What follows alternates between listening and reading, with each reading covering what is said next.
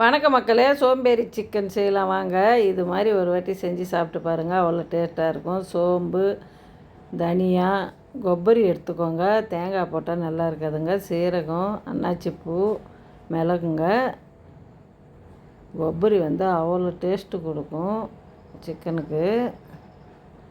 தக்காளி போட்டுக்கோங்க. நான் 1/2 கிலோ கறிக்கு தாங்க இதெல்லாம் அளவு. வெங்காயம் போட்டுக்கோங்க. நல்லா குறன்னு அரைச்சிக்கோங்க. ரொம்ப மையாக அரைக்காதீங்க, கொஞ்சம் குறன்னு அரைச்சிக்கோங்க. சிம்பிளாக முடிஞ்சிடுங்க. அது போட்டு வதக்கின்னு இருக்க வேண்டாம். மஞ்சத்தூள் போடுங்க, உப்பு போட்டுக்கோங்க தேவையான அளவு. குழம்பு மிளகாத்தூளை போடுங்க.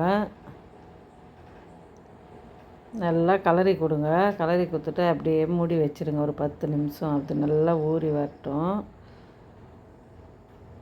கடாயில் எண்ணெய் ஊற்றுங்க. பட்டை, லவங்கம், கிராம்பு, ஏலக்காயெல்லாம் போட்டு இஞ்சி பூண்டு பேஸ்ட்டு போட்டு நல்லா வதங்கட்டும். கருவேப்பிலை போடுங்க. இந்த சிக்கன் எடுத்து போட்டு நல்லா வதக்குங்க. இந்த ஜாரை கழுவி கிண்ணத்தில் அந்த தண்ணியை ஊற்றிக்கோங்க. நல்லா வதங்கட்டும். அந்த பச்சை வாசனைலாம் போன பிறகு தண்ணி ஊற்றிடுங்க. ஒரு 1/4 மணி நேரம் கொதிக்க வைங்க. சிக்கன் சூப்பராக வெந்து வந்துடும். சாப்பாட்டுக்கு தாங்க அவ்வளோ டேஸ்ட்டாக இருக்கும். இட்லி தோசைக்கும் நல்லாயிருக்கும்.